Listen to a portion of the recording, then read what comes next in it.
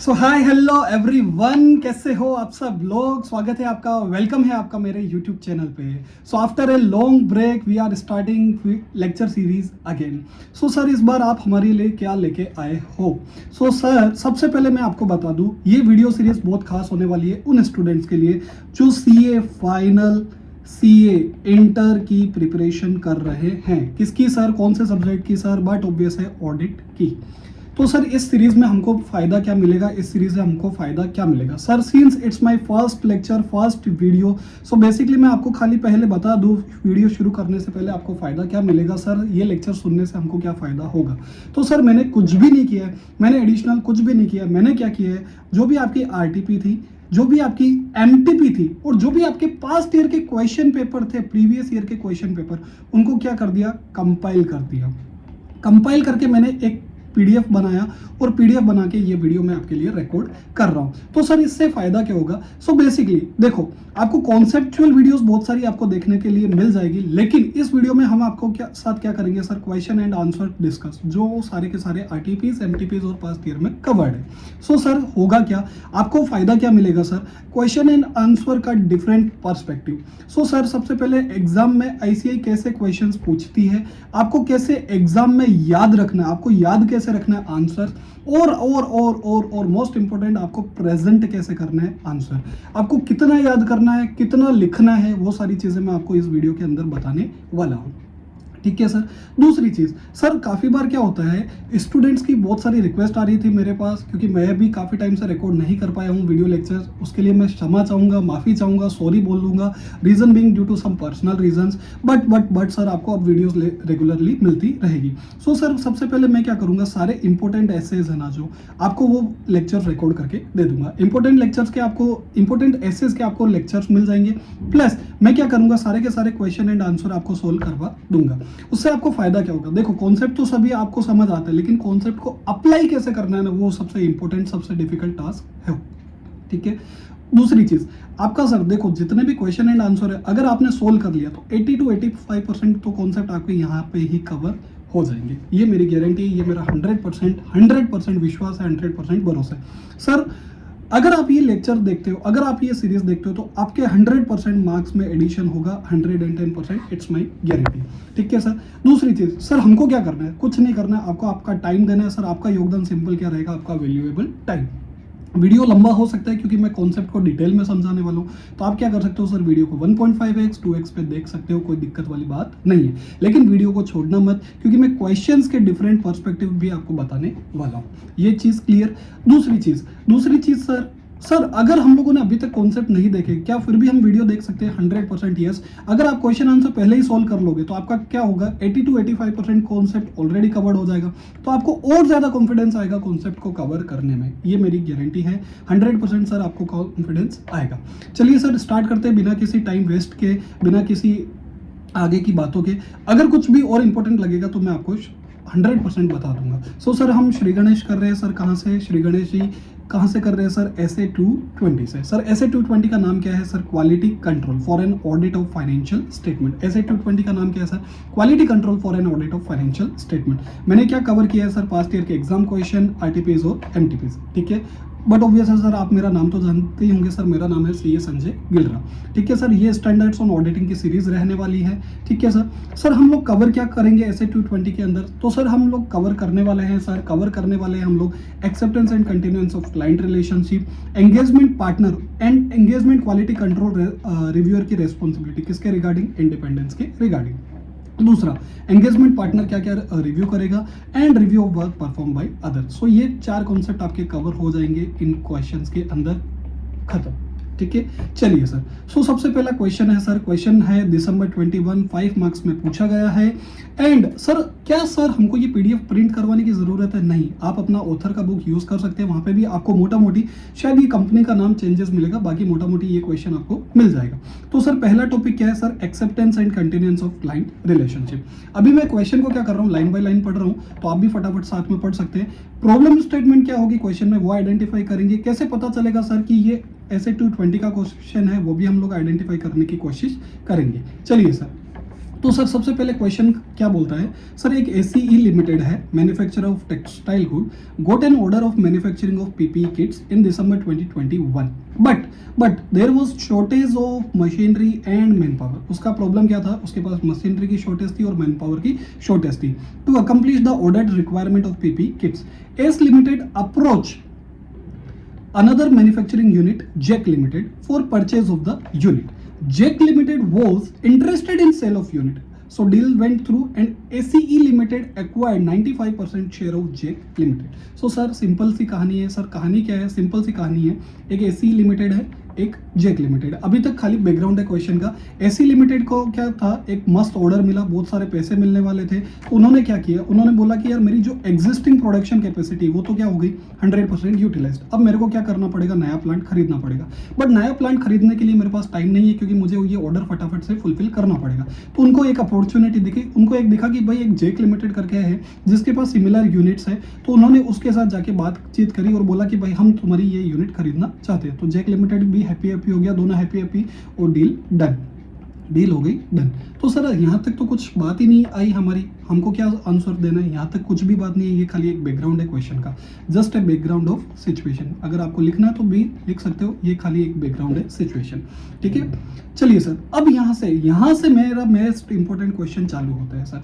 यहाँ पे क्या बोलता है sir, new management of JEC limited proposed and appointed money associates chartered accountants already auditor of ACE Limited as new auditors of JEC Limited। अब money associates, money भाई को तो मजा आ गया। रीजन भी, पहले वो ऑडिटर किसका था, खाली ACE लिमिटेड का, अब वो किसका ऑडिटर बना दिया उसको, JEC लिमिटेड का भी।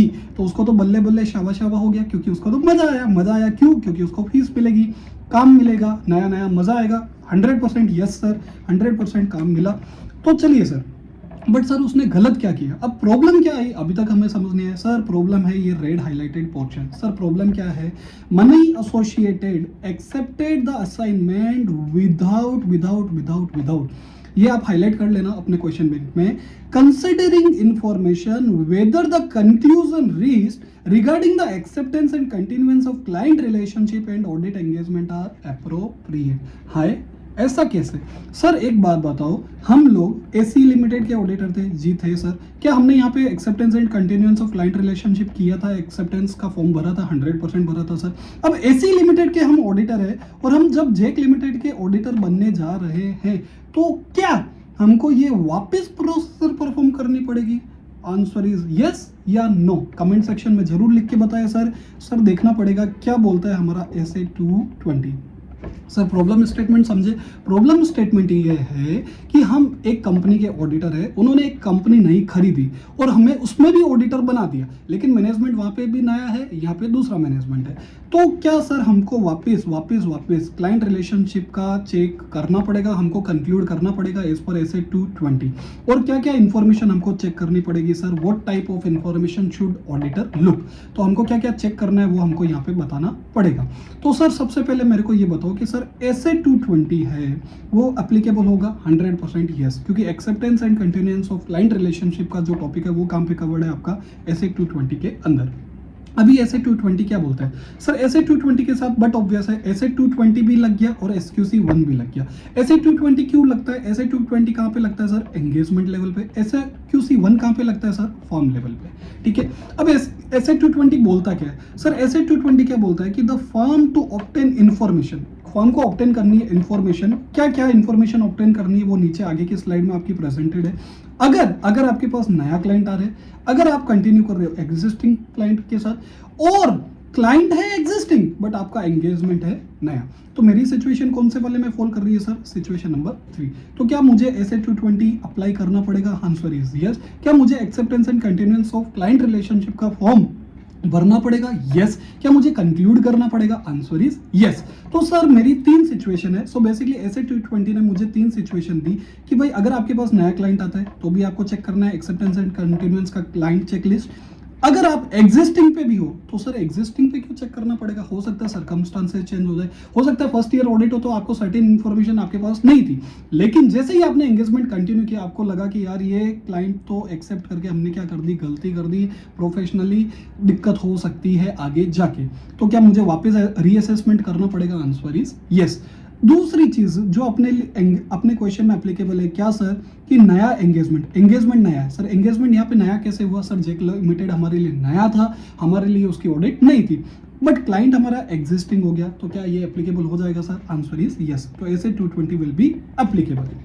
अभी क्या लिखता है सर, अभी हमें क्या क्या इन्फॉर्मेशन चेक करनी है, तो सर इन्फॉर्मेशन दे रखी है क्या, एक्सेप्टेंस एंड कंटिन्यू कर रहे हो आप क्लाइंट रिलेशनशिप, तो आपको देखना है कि कंक्लूजन जो आपने रीच की है वो अप्रोप्रिएट है या नहीं। तो सबसे पहले आपको क्या चेक करना है सर, इंटीग्रिटी। अब इंटीग्रिटी किसकी चेक करनी है सर, आपके प्रिंसिपल ऑनर्स की, आपके मैनेजमेंट की और TCWG की। सर इंटीग्रिटी मतलब सर ईमानदारी। बेसिकली आपको क्या चेक करना है, उनकी रेपुटेशन, उनकी फ्रॉड हिस्ट्री, उनके लिटिगेशन वगैरह वगैरह, वो कितने एग्रेसिव है रिलेटेड टू अकाउंटिंग से रिलेटेड, ठीक है, वो कितने एग्रेसिव है प्रॉफिट से रिलेटेड, तो वो सारी चीजें आपको चेक करनी होगी, ठीक है। दूसरी चीज, क्या मेरे पास, मेरे खुद के पास, मेरी फर्म के पास एंगेजमेंट टीम ऐसी है जो कॉम्पिटेंट है, जो परफॉर्म कर पाएगी ऑडिट एंगेजमेंट को। पता चला हमारे पास सफिशिएंट टीम ही नहीं है, लेकिन हम लोगों ने फिर भी ऑडिट एक्सेप्ट कर लिया, तो क्या क्वालिटी पे इशू आ सकता है? 100% यस। तो ऐसे 220 बोलता है कि आपके पास, आपको ये चेक करना है क्लाइंट एक्सेप्ट करने से पहले कि भाई आपकी जो एंगेजमेंट टीम है, आपके पास जो एंगेजमेंट टीम है वो कॉम्पिटेंट है या नहीं।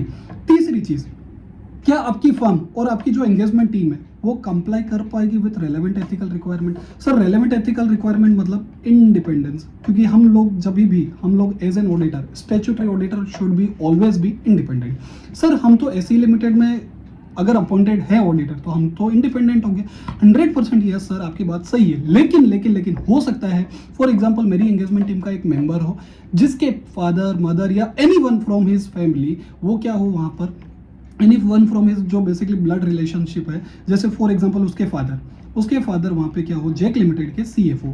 अब क्या मैं एक्सेप्ट कर सकता हूँ एंगेजमेंट? या फॉर एग्जांपल मैं खुद, मेरा जो पार्टनर फॉर एग्जांपल वो क्या है, उसके पेरेंट्स, या वो खुद क्या है, सॉरी वो खुद नहीं, उसके पेरेंट्स क्या है, CFO, ठीक है, पेरेंट्स में फॉर एग्जांपल उसके फादर है CFO या उसकी मदर है CFO।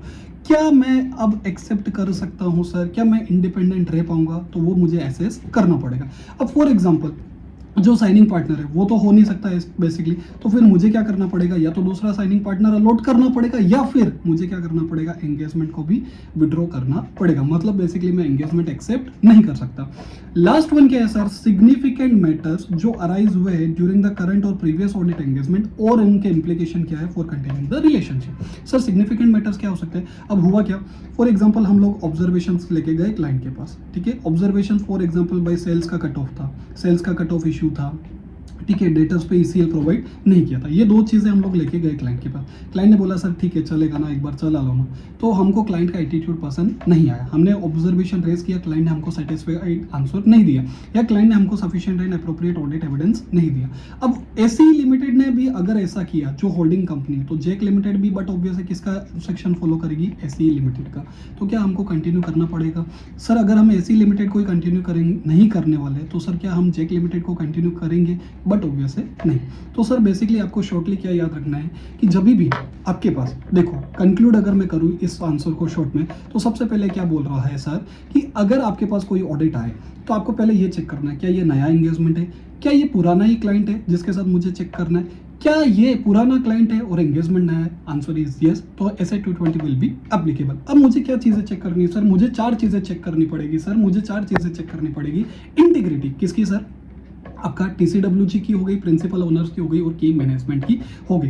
दूसरी चीज सर, मुझे ये देखना है कि एंगेजमेंट टीम कॉम्पिटेंट है या नहीं। तीसरी चीज, रेलेवेंट एथिकल रिक्वायरमेंट से मेरी फर्म और एंगेजमेंट टीम कंप्लाई कर पाएगी या नहीं कर पाएगी। और फोर्थ वन मुझे क्या चेक करना है, सिग्निफिकेंट मैटर्स जो अराइज हुए हैं और उनका इंप्लीकेशन क्या है मेरे ऑडिट एंगेजमेंट पे।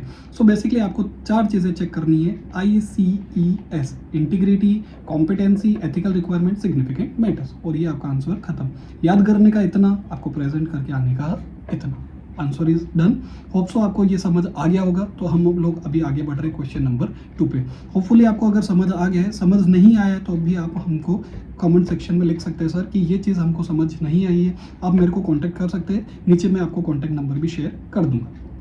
चलिए सर, अभी अगला क्वेश्चन है। अगला क्वेश्चन आया हुआ है सर RTPs और MTPs में। अब देखो कोई भी क्वेश्चन, अगर कोई भी नया क्वेश्चन आएगा, पहले RTP MTP में आएगा, फिर वो प्रोबेबिलिटी बनती है क्वेश्चन पेपर में आने की, तो क्वेश्चन थोड़ा हो जाता है इंपॉर्टेंट। अभी देखो बहुत ध्यान से सुनना सर, मैं क्वेश्चन पढ़ रहा हूँ, क्या है कंटेंट, क्या है टॉपिक, क्या है सर, EP और EQCR। EP मतलब एंगेजमेंट पार्टनर, EQCR मतलब engagement quality control reviewer. Sir उसकी रेस्पॉन्सिबिलिटी क्या है सर, किसके लिए, इंडिपेंडेंस के लिए। जो हम लोगों ने रेलेवेंट एथिकल रिक्वायरमेंट पढ़ी थी ना, तो सर उसमें रेस्पॉन्सिबल कौन होगा, एंगेजमेंट पार्टनर या एंगेजमेंट क्वालिटी कंट्रोल रिव्यू, या दोनों होंगे, या खाली एंगेजमेंट पार्टनर होगा, या खाली EQCR होगा। बेसिकली ये पर्सपेक्टिव वो कवर करने वाला है क्वेश्चन के अंदर। सर फिर क्या लिखता है, during the audit of FMP limited, एक लिस्टेड कंपनी FMP लिमिटेड, ठीक है, engagement partner complete his reviews, engagement partner ने अपना रिव्यू कंप्लीट कर लिया, एंड ऑल्सो एंश्योर्ड, उसने ये भी एंश्योर कर लिया compliance with independence requirement that apply to audit engagement. मतलब उसके हिसाब से वी आर इंडिपेंडेंट और हम लोग कंप्लाइड है with relevant ethical requirement. Engagement file were also reviewed by engagement quality control reviewer. Engagement जो फाइल्स थी, बेसिकली सारे के सारे जो वर्क पेपर्स थे, जो सिग्निफिकेंट वर्क पेपर्स थे, वो EQCR का रिव्यू हो गया, एक्सेप्ट क्या, इंडिपेंडेंस असेसमेंट का डॉक्यूमेंटेशन। उसने बेसिकली खाली इंडिपेंडेंस नहीं देखा।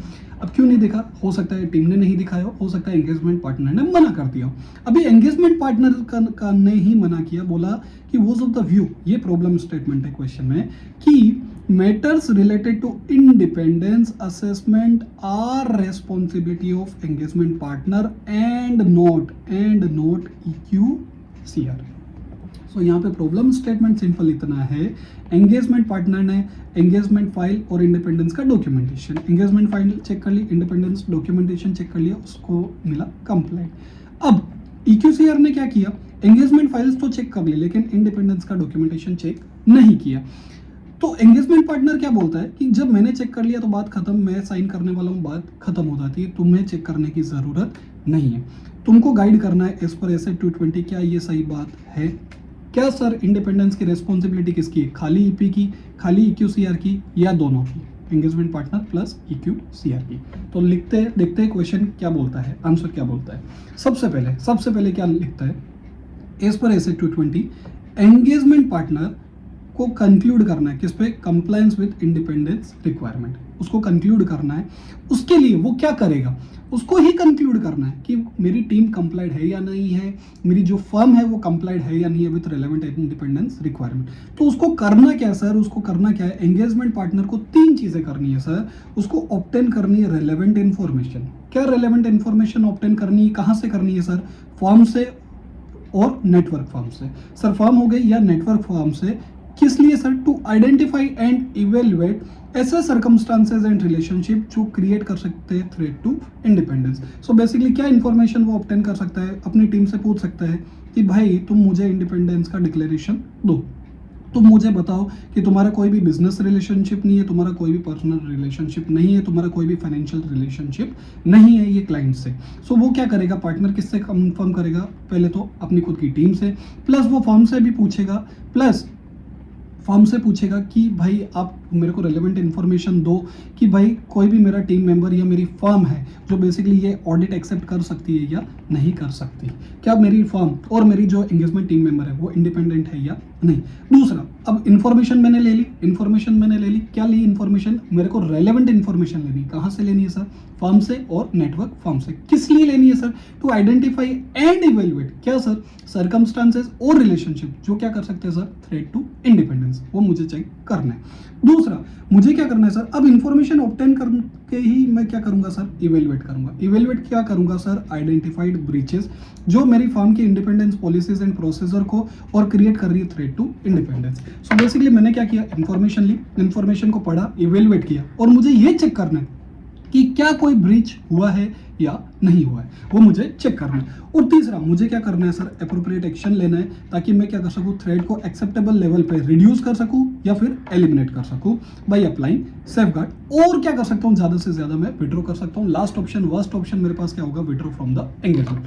सो बेसिकली मेरे को 3 काम करने हैं सर। 3 काम क्या करने हैं सर मेरे को, सबसे पहले मैंने ऑब्टेन करनी है रेलेवेंट इन्फॉर्मेशन। सर कहां से करूंगा रेलेवेंट इन्फॉर्मेशन ऑब्टेन, फर्म से और नेटवर्क फर्म से। किस लिए करूंगा, to identify and evaluate circumstances and relationship that create threat to independence. दूसरा मुझे क्या करना है सर, दूसरा मुझे काम करना है, जो इन्फॉर्मेशन मैंने ली उसको मुझे क्या करना पड़ेगा सर, इवेल्युएट। उसको मैं पढ़ूंगा, उसको देखूंगा कि कोई ब्रीच तो नहीं हुआ है, किसका सर, फर्म की इंडिपेंडेंस पॉलिसीज एंड प्रोसीजर का, as well as SQC 1 as well as SA 220 का। तीसरा मुझे क्या करना है, अब मुझे पता चला ब्रीच हुआ है तो मुझे क्या करना पड़ेगा, रिड्यूस करना पड़ेगा threat to an acceptable low level. So basically मैं आपको सिंपल इतना बता दूं, फॉर एग्जांपल मैंने क्या किया, इंडिपेंडेंस डिक्लेरेशन लिए मेरी टीम मेंबर से, तो एक टीम मेंबर ने आके बोला सर आप ये ऑडिट मैं नहीं कर पाऊंगा, रीजन सर मेरे father is CFO in that organisation. तो मैं बोलूंगा okay so we are not independent. ये मैंने ऑब्टेन की रेलेवेंट इन्फॉर्मेशन इवेलुएट कैसे की, उसने अपने इंडिपेंडेंस कंफर्मेशन में लिखा। तीसरा मैं अप्रोप्रिएट एक्शन क्या ले सकता हूँ, अब देखो अगर वो मेरा की मेंबर है उसके बिना मेरा काम नहीं चल सकता है और मेरे पास और कोई एक्सपर्ट नहीं है उस क्लाइंट को कंप्लीट करने के लिए, तो फिर मैं एक्सेप्ट ही नहीं करूंगा एंगेजमेंट, विड्रॉ कर लूंगा बेसिकली। या फिर मेरे पास दूसरे एक्सपर्ट है तो मैं क्या कर सकता हूँ सर, मैं क्या कर सकता हूँ, दूसरे एक्सपर्ट को यूज कर सकता हूँ, इसको दूसरे असाइनमेंट पे अपॉइंट कर सकता हूँ। बेसिकली इस असाइनमेंट पे उसका मैं विड्रॉल ले लूंगा। बेसिकली मैं उस टीम मेंबर को यहाँ पे इस क्लाइंट पे अलॉट नहीं करूंगा। तो क्या मैं इंडिपेंडेंट रह सकता हूँ? Answer is yes. तो ये डॉक्यूमेंटेशन चेक करके मैंने क्या किया, मेरी पूरी प्रोसीजर परफॉर्म की। अब देखो जब भी फॉर एग्जाम्पल देखो अब मैंने कोई एंगेजमेंट एक्सेप्ट नहीं किया तो उसका रीजन मुझे डॉक्यूमेंट करना पड़ेगा, आंसर इज यस। और वो मुझे फर्म को रिपोर्ट भी करना पड़ेगा as per SA 220 as well as per SQC 1। ठीक है, अब मुझे क्या करना है सर, बट हमारा क्वेश्चन तो ये था ही नहीं, हमारा क्वेश्चन ये था सर कि रेस्पॉन्सिबिलिटी किसकी है। अब देखो अभी तक रेस्पॉन्सिबिलिटी किसकी थी, ये सर काम करने की रेस्पॉन्सिबिलिटी किसकी थी सर, बट ऑब्वियस है एंगेजमेंट पार्टनर की। ठीक है, लेकिन अब मेरी कंपनी कौन सी है सर, FMP लिमिटेड क्या है सर, लिस्टेड एंटिटी। तो मुझे क्या करना पड़ेगा सर, EQCR का रिव्यू भी करवाना पड़ेगा। देखो सर EQCR का रिव्यू मैंडेटरी है लिस्टेड एंटिटी इसके केस में, और अगर फर्म के कोई specific criteria for private companies, for unlisted companies या फॉर सिग्निफिकेंट रिस्क असाइनमेंट, तो वहाँ पे EQCR का रिव्यू विल बी मैंडेटरी। अब इस केस में क्या हुआ, EQCR का रिव्यू तो करवाया लेकिन उन्होंने क्या किया, इंडिपेंडेंस का डॉक्यूमेंटेशन चेक नहीं करवाया। तो सर क्या रेस्पॉन्सिबिलिटी आएगी, क्या ये सही किया, उन्होंने सही नहीं किया। सो बेसिकली क्या लिखता है कि sir EQCR shall also consider the engagement evaluation of firm की इंडिपेंडेंस, की फर्म कैसे इंडिपेंडेंट है, टीम कैसे इंडिपेंडेंट है, EQCR को भी चेक करना है। So basically engagement partner was not right. So sir इससे हमको क्या सीखने को मिला कि सर इंडिपेंडेंस की रेस्पॉन्सिबिलिटी एंगेजमेंट पार्टनर और EQCR दोनों की है। ठीक है, चलिए तो सर उसके लिए देखो ये जो ग्रीन हाईलाइटेड है ना, ये आपको याद करने का और एग्जाम में इतना प्रेजेंट करके आने का। आपको क्या याद करना है सर, पहले एंगेजमेंट पार्टनर क्या करेगा, ऑब्टेन करेगा रेलेवेंट इन्फॉर्मेशन, फिर क्या करेगा, इवेलुएट करेगा, फिर क्या करेगा, अप्रोप्रिएट एक्शन लेगा, फिर वो क्या करेगा सर, रिपोर्ट करेगा फर्म को। लिस्टेड एंटिटीज के केस में EQCR विल बी मैंडेटरी, और EQCR का इंडिपेंडेंस चेक करना इज विल बी 100% वो चेक करेगा। डन सर, हमारे 2 क्वेश्चन कंप्लीट हुए। सर सुन रहे हो ना, वीडियो लंबा लग रहा है, आई नो दैट, बट हम लोग डिटेल में कवर कर रहे हैं। ये वीडियो देखने के बाद आपको और कोई वीडियो देखने की जरूरत नहीं पड़ेगी। सुन रहे हो ना सर, हेलो हेलो हेलो, सुन रहे हो 100% सर, सुन रहे आप तो आगे कंटिन्यू कीजिए। अभी सर क्वेश्चन नंबर है 3rd। क्वेश्चन नंबर 3rd कहाँ पे पूछा गया है सर, MTP के अंदर। ये क्या बोलता है सर, एंगेजमेंट पार्टनर का रिव्यू। अभी बहुत ध्यान से सुनना, ये भी EQCR से लिंक्ड क्वेश्चन, बहुत जबरदस्त है। क्या लिखता है सर, बहुत ही जबरदस्त क्वेश्चन है सर। एक OP एंड एसोसिएट थी, और स्टैट्यूटरी ऑडिटर थी सर BB लिमिटेड की। BB लिमिटेड क्या था सर, लिस्टेड कंपनी था। फिर लिस्टेड कंपनी था, समझ आ गया सर, लिस्टेड कंपनी। अभी हमने सीखा सर लिस्टेड कंपनी के अंदर एंगेजमेंट पार्टनर तो ठीक है, EQCR will be mandatory, EQCR का रिव्यू हमको करवाना पड़ेगा। ये अभी हम लोगों ने प्रीवियस क्वेश्चन में सीखा। क्या लिखता है, The field work during the audit of the financial statement of the company for the year ended March 31 get completed by 1st May। मतलब फील्ड वर्क कंप्लीट हो गया 1 मई को। ऑडिट रिपोर्ट की डेट क्या थी सर, मतलब हम लोगों का 1 मई तक ऑडिट कंप्लीट हो गया, रिव्यू भी हो गया एंगेजमेंट पार्टनर का, और ऑडिटर की रिपोर्ट की डेट क्या थी सर, 12 मई। कंफर्म। अब क्या हुआ सर, प्रॉब्लम अभी तक समझ नहीं है। प्रॉब्लम स्टेटमेंट क्या है, during the documentation review of the engagement it was observe that EQCR का जो रिव्यू हुआ ना वो कंप्लीट कब हुआ sir, engagement quality control reviewer का रिव्यू हुआ 15 मई को। सर क्या ये पॉसिबल है सर, ऑडिटर फाइनल हो गया, रिपोर्ट साइन हो गया, फिर उसके बाद EQCR रिव्यू करता है और उसका साइन ऑफ कब मिला, 15 मई को। क्या ये पॉसिबल है, answer is not at all. आपको कमेंट करना है क्या ये सही किया है या नहीं किया। अभी देखो क्या लिखता है, बहुत ध्यान से सुनना, बहुत ही प्यारा है। इसके अंदर SA 220 तो मिलेगा ही, प्लस साथ में आपको इनडायरेक्टली SA 700 को भी लिंक करना पड़ेगा। बहुत मजेदार क्वेश्चन है, बहुत ध्यान से सुनना। सर क्या लिखता है, देखिए review by engagement partner as per SA 220 क्या लिखता है, quality control for an audit of financial statement लिख दिया। अभी क्या लिखता है, engagement partner shall take responsibility for review in accordance with firm policies and procedure. Sir responsibility किसकी रिव्यू करने की? एंगेजमेंट पार्टनर की, कि सर जो रिव्यू हुआ है वो इन अकॉर्डेंस विद फर्म की पॉलिसीज एंड प्रोसीजर हुआ है या नहीं.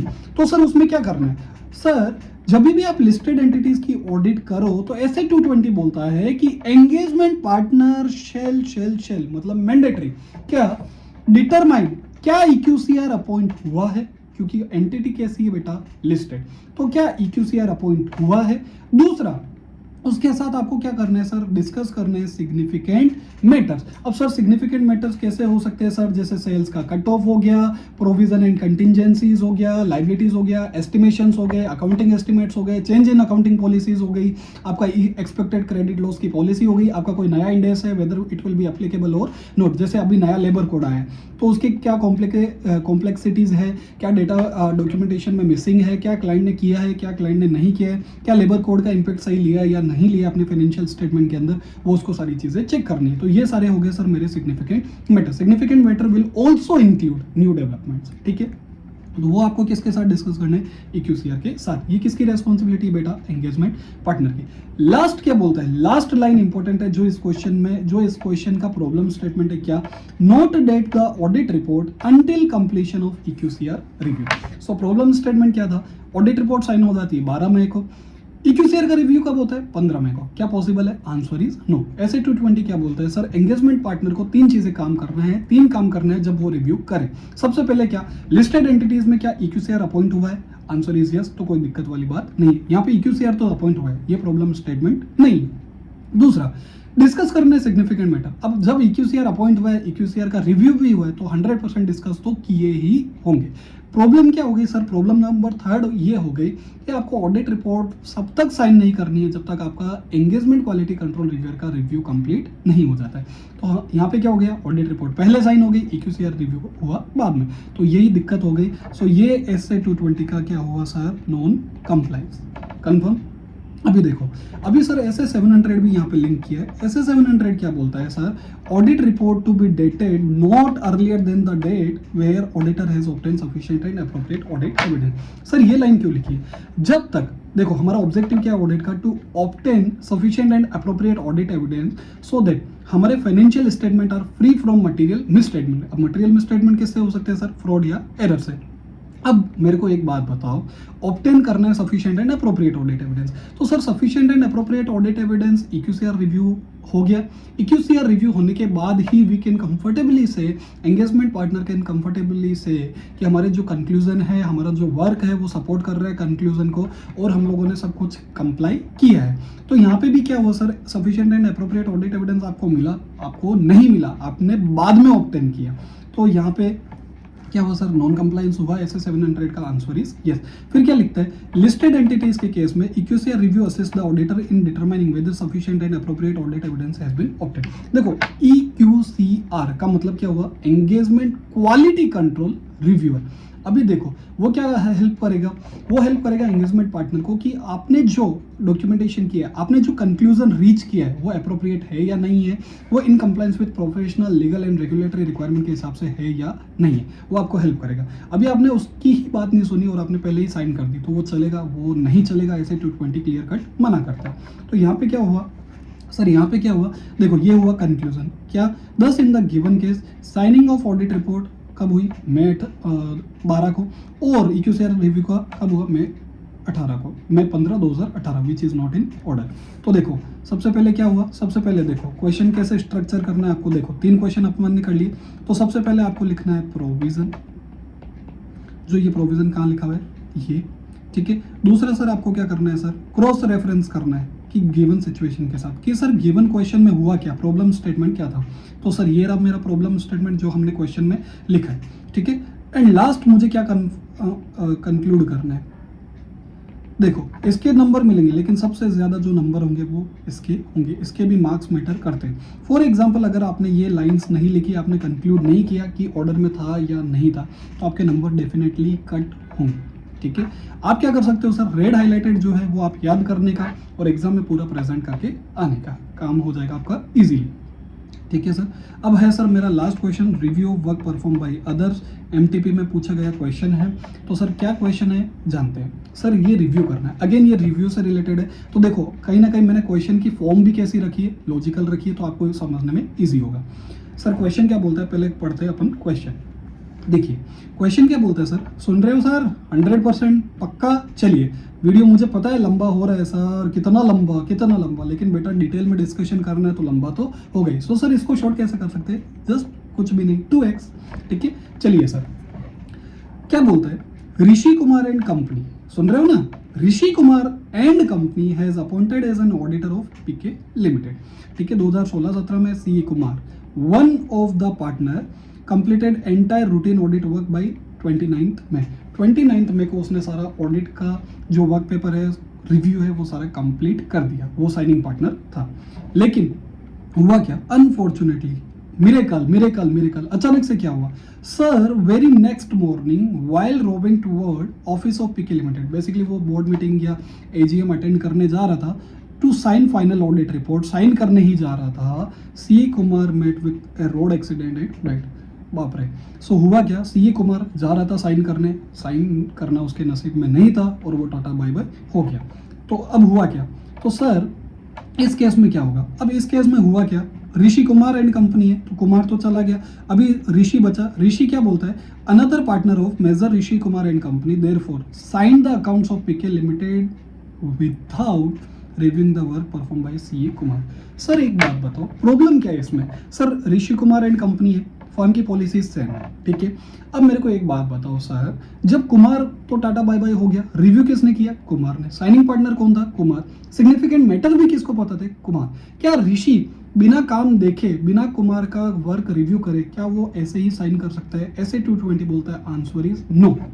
SQC1 क्या होता, SQC1 कहाँ पे लगता है सर, फॉर्म लेवल पे, लेकिन SA 220 क्या लगता है, एंगेजमेंट लेवल पे। अब मेरे को एक चीज बताओ, ऋषि कुमार ने बिना काम किए, बिना काम देखे साइन कर सकती है सर, ऋषि का और कुमार का क्या ऑडिटर का जो जजमेंट होता है वो डिफरेंट हो सकता है सर, फर्म सेम है, सेम फर्म के पार्टनर्स है, लेकिन फिर भी जजमेंट डिफरेंट हो सकता है, 100% यस हो सकता है। जो कुमार है उसको कोई ऐसा मैटर ध्यान में नहीं आया होगा जो ऋषि ने को देखते ही पता चल गया, सर ऐसा हो सकता है, 100% यस। तो क्या सर जो ऋषि है वो बिना वर्क को देखे क्या साइन कर सकता है ऑडिट रिपोर्ट, तो answer is no as per SA 220। तो सर उसको क्या करना पड़ेगा, पूरा पेपर वापस रिव्यू करेगा, नहीं सर, उसको सर्टेन चीज़ें देख लेनी है। और देखो अब प्रैक्टिकल है, अभी सेम ही फॉर्म है, तो अगर वो पीके लिमिटेड के पास जाएगा ऋषि और बोलेगा सर आज साइन नहीं हो सकता सर, आपने जो भी बोर्ड मीटिंग करी है, बोर्ड मीटिंग जो भी आपने शेड्यूल की वो आपको एडजेंट करनी पड़ेगी, क्या चलेगा, बट ऑब्वियसली नहीं। लेकिन उसको सर्टेन प्रोसीजर परफॉर्म कर लेने पड़ेंगे खुद के कंफर्ट के लिए कि भाई सारे काम हुआ है या नहीं हुआ है, ठीक है। तो सर देखते हैं क्या बोलता है हमारा SA 220। SA 220 सिंपल क्या बोलता है, engagement partner taking over an audit. अब यहाँ पे किसने टेक ओवर किया, सर ऋषि ने। ड्यूरिंग द एंगेजमेंट में अप्लाई क्या कर सकते हैं सर, रिव्यू प्रोसेस है, क्या रिव्यू प्रोसेसर अप्लाई कर रहा है कि सर जो वर्क है वो परफॉर्म हुआ है in accordance with professional standard, regulatory and legal requirement. For example हम कंपनीज की ऑडिट कर रहे हैं तो कंपनीज एक्ट 2013 का कंप्लाइंस हुआ है या नहीं, अगर मेरा इंडेस एप्लीकेबल हो रहा है तो इंडेस का कंप्लाइंस हुआ है या नहीं, ऑडिट कर रहा हूँ तो बट ऑब्वियस मेरा SS का कंप्लाइंस हुआ है या नहीं, वो मुझे सारी चीज़ें चेक करनी। बट ऑब्वियस अदर एक्ट जैसे इनकम टैक्स हो गया, GST हो गया वगैरह वगैरह, वो सारी एक्ट का कंप्लाइंस हुआ है या नहीं हुआ है सर, वो मुझे चेक कर लेना है, एक्चुअल में काम किया है या नहीं किया। दूसरा, जो भी सिग्निफिकेंट मैटर्स है वो रेज किए for further consideration, but obviously मुझे ऑब्जर्वेशन शीट मिलेगी, वहाँ पे क्या होगा, कंक्लूड किया हुआ होगा, तो वो मुझे चेक कर लेनी कि कोई सिग्निफिकेंट मैटर जो ऋषि को शायद अनकंक्लूडेड था, वो बोर्ड मीटिंग में, बेसिकली बोर्ड मीटिंग में प्रेजेंट करने वाला था, लेकिन वो क्या अभी भी कंक्लूड हुआ है या नहीं हुआ है, वो मुझे चेक करना है। तीसरा, मुझे अप्रोप्रिएट कंसल्टेशन लिए टेकन प्लेस रिगार्डिंग, और कंक्लूजन जो है वो डॉक्यूमेंट किया है या नहीं किया। अब अप्रोप्रिएट कंसल्टेशन कहाँ पे ले सकते हैं सर, कोई सिग्निफिकेंट मैटर जो हमारी एक्सपर्टाइज से बाहर हो, जैसे फॉर एग्जांपल ग्रेचुटी की लाइबिलिटी का मुझे क्या करना है, प्रोविजन। क्या सर हम लोग इसमें एक्सपर्ट है, बट ऑब्वियस है नहीं, तो कंपनी ने क्या किया, किसको अपॉइंट किया, एक्चुअली है, ठीक है। और कंपनी का क्या हो गया, management expert as per SA 500। तो ऑडिटर ने कहा कि यार मुझे उस पर भरोसा नहीं है, तो मैं ऑडिटर ने भी अपना एक्सपर्ट यूज़ किया और उससे कंसल्टेशन किया कि जो मैनेजमेंट एक्सपर्ट ने काम किया वो सारा सही किया या नहीं, वो मेरे को चेक करके बता। अभी उसने बोला सब सही है, तो मैंने उस कंक्लूजन को अप्रोप्रिएटली डॉक्यूमेंट किया या नहीं। दूसरा फोर्थ पॉइंट, अब देखो ये 3 पॉइंट देख के ऋषि को लगा यार थोड़ा काम अभी बाकी है, सारा काम हुआ नहीं, तो क्या उसको लग रहा है कि उसको रिवाइज करना पड़ेगा क्या sir? Nature, timing and extent of work perform, जो भी वो काम किया है उसमें थोड़ा और टाइम लग सकता है, तो वो उसको क्लाइंट से रिक्वेस्ट करनी पड़ेगी। फिर क्या बोलता है, वर्क जो परफॉर्म हुआ है क्या वो सपोर्ट कर रहा है कंक्लूजन? अभी कंक्लूजन मतलब मैं रिपोर्ट दे रहा हूँ अनमोडिफाइड, बेसिकली मैं क्या बोल रहा हूँ, true and fair view report दे रहा हूँ।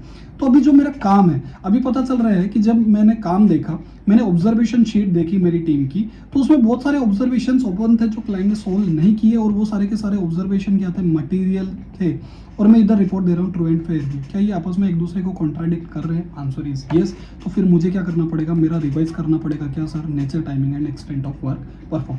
लास्ट क्या लिखता है, एविडेंस ऑब्टेन क्या सफिशिएंट एंड अप्रोप्रिएट है?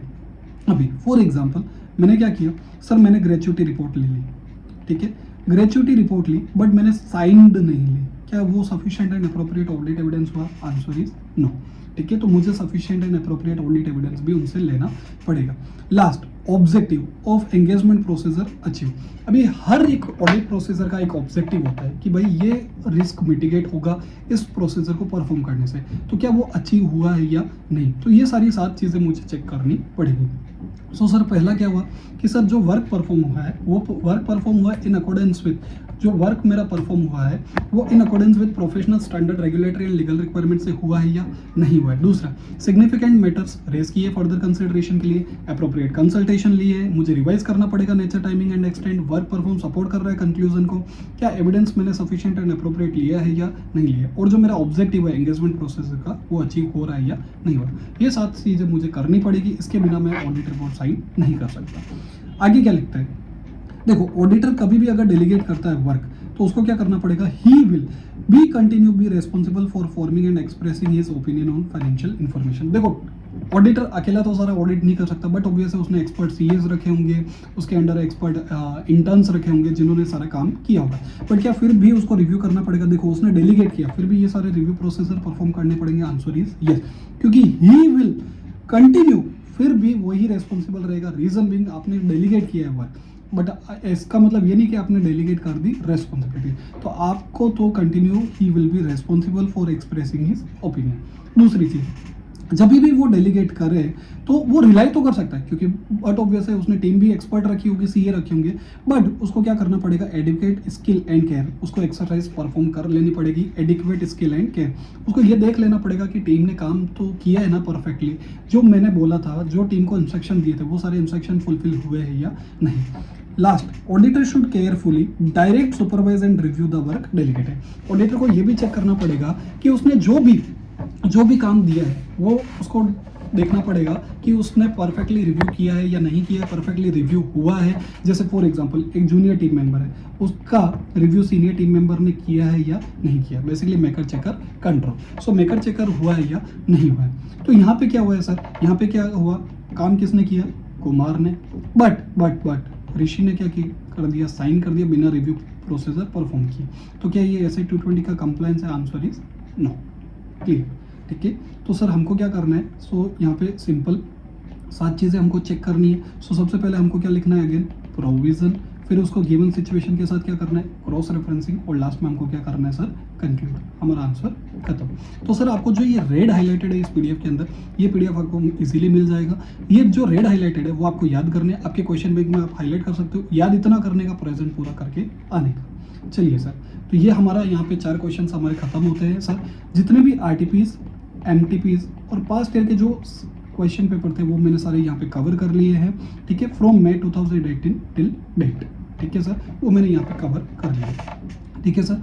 सो at last all the best for your exam. एक चीज़ ध्यान में रखना, मैंने मस्त इंपॉर्टेंट एक बढ़िया लाइन लिखी है। क्या लिखता है sir, just like as 220 demand quality control in every audit step, your C journey demand discipline in every study hour, consistency today build the credibility you will sign tomorrow. So आपको भी ऐसे ही पढ़ाई करनी है, आपको बहुत अच्छे से पढ़ाई करनी है, कंसिस्टेंसी के साथ पढ़ाई करनी है। देखो हमेशा एक चीज़ ध्यान रखना, डिसिप्लिन प्लस जो आपकी कंसिस्टेंसी है वो will always be greater than short term of motivation. Motivation से ज़्यादा डिसिप्लिन काम का है और आपकी कंसिस्टेंसी काम की है। सर आप हमारे चैनल को प्लीज़ लाइक करना, सब्सक्राइब भी करना ऐसे वीडियोस के लिए। प्लीज़ अगर आपको लगता है कि वीडियो बहुत अच्छी बनी है, कुछ आपको फीडबैक देना है, तो आप इसको शेयर भी कर सकते हो और कमेंट तो 100% करना है आपके डाउट। दूसरी चीज़, अगर आपको लगता है कोई हमारी क्वेरीज है तो आप किसी नंबर पे कांटेक्ट कर सकते हो सर, 9327022927। जो मेरा पुराना नंबर था 7990722766, वो अभी किसी और को अलॉट हो गया, आई डोंट नो कैसे, बट वो अभी किसी और को अलॉट हो गया है। सो उस नंबर पे अभी कांटेक्ट मत करना। वो पुरानी वीडियो में मैंने ये नंबर दिया हुआ था, ये नंबर अभी मेरा नहीं रहा है। अभी मेरा नया नंबर आ गया है sir, contact number 9327022927। So all the best, please like share and subscribe your my channel and 100% आपके डाउट्स कमेंट करना, इंस्टेंट आपको आंसर मिलेगा, ये मेरी गारंटी है। ये सो सर हमने आरटीपीज, एमटीपीज और पास्ट ईयर के क्वेश्चन पेपर सारे कवर कर लिए।